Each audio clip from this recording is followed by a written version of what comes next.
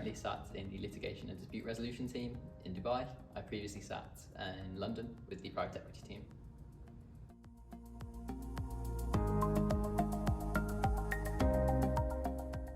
Communicating effectively, particularly in writing, loads of emails, obviously. There's usually a more concise way, an easier, a more easily understood way to say something, and taking the extra 5 minutes to make something more easily understood is always worth the time.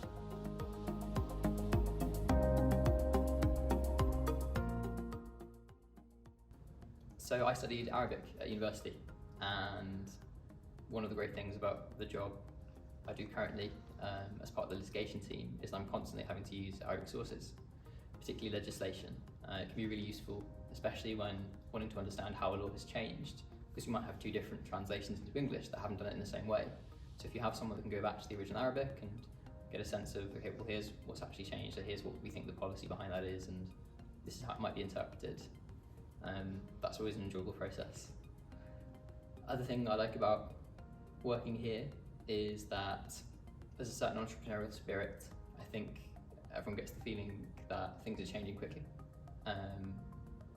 and that there are so many opportunities, both on kind of individual level and in terms of the teams, to carve out careers, opportunities to do something different.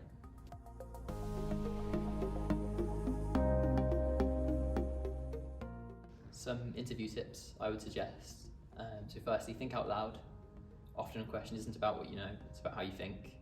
So don't be afraid to show how you're arriving at your answer. Secondly, in a similar vein, it's sometimes worth stating the obvious.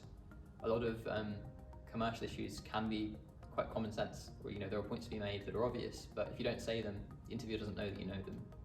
If a business has done something bad, there's a reputational risk. Kind of doesn't need saying, but if you don't say it, then you're missing out.